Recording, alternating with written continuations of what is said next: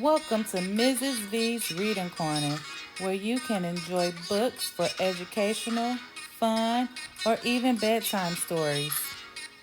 Please take the time to like this video, comment below with how you enjoyed it, book suggestions, and more.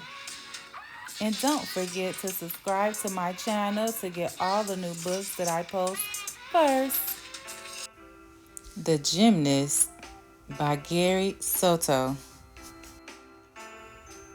For 3 days of my 11th summer, I listened to my mother yap about my cousin Isaac, who was taking gymnastics. She was so proud of him. She said one evening at the stove as she pounded a round steak into carne asada and crushed a heap of beans into refritos. I was jealous because I had watched my share of wide world of sports and knew that people admired an athlete who could somersault without hurting himself. I pushed aside my solitary game of Chinese checkers and spent a few minutes rolling around the backyard until I was dizzy and itchy with grass. That Saturday, I went to Isaac's house where I ate plums and sat under an aluminum arbor watching my cousin, dressed in gymnastic shorts and a top, do spindly cartwheels and backflips in his backyard while he instructed, "This is the correct way." He breathed in the grassy air, leaped, and came up smiling the straightest teeth in the world. I followed him to the front lawn. When a car passed, he did a backflip and looked out the side of his eyes to see if any of the passengers were looking. Some pointed while others looked ahead dully at the road. But when I did a cartwheel, the shoes flew off along with the tape. My cousin was a show-off, but I figured he was allowed the limelight after one appreciative dog who had come over to look. I envied him and his cloth gymnast shoes.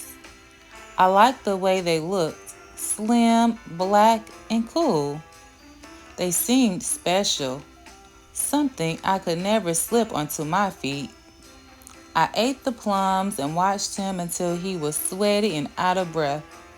When he was finished, I begged him to let me wear his cloth shoes. Drops of sweat fell at his feet.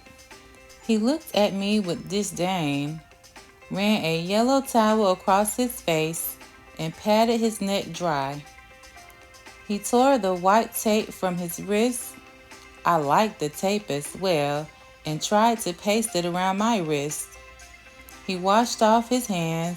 I asked him about the white powder, and he said it kept his hands dry. I asked him why he needed dry hands to do cartwheels and backflips.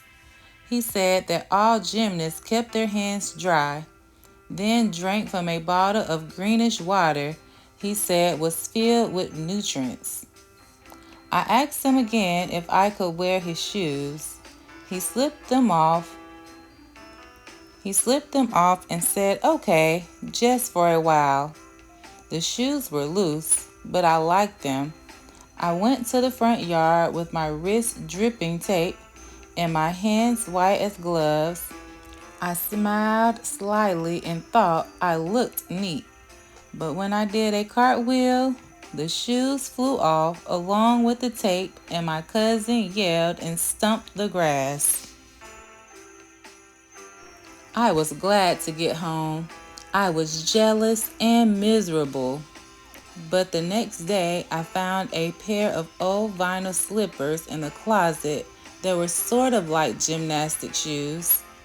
I pushed my feet into them, tugging and wincing because they were too small.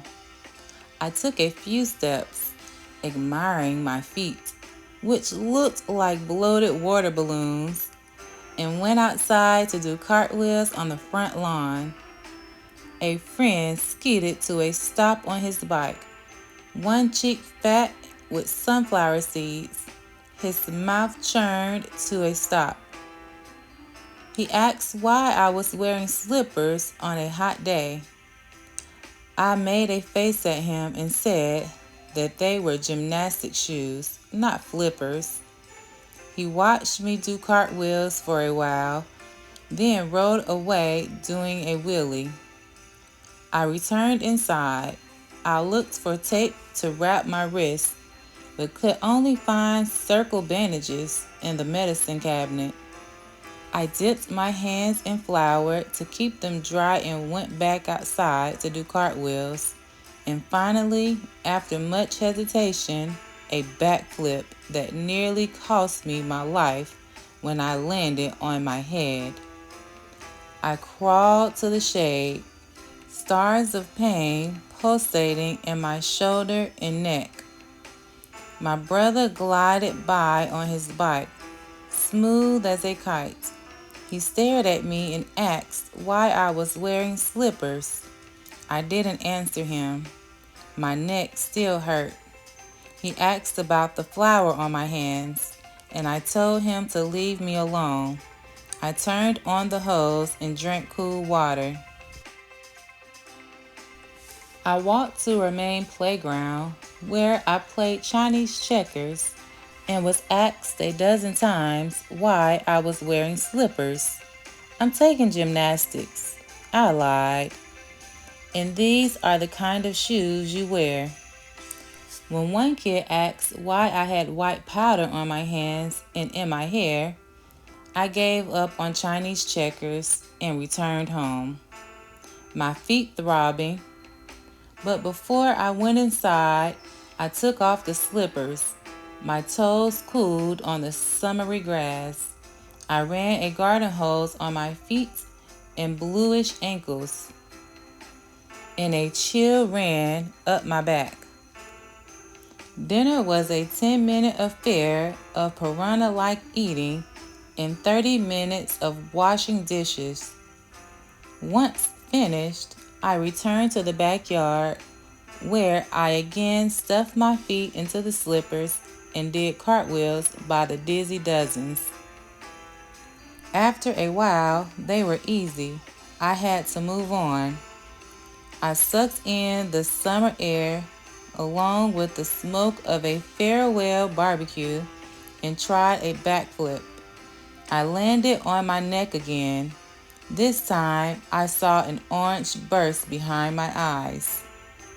I lay on the grass, tired and sweaty, my feet squeezed in the vise of cruel slippers. I watched the dust settle and the first stars, pinpoints of unfortunate light, tangled in the telephone wires.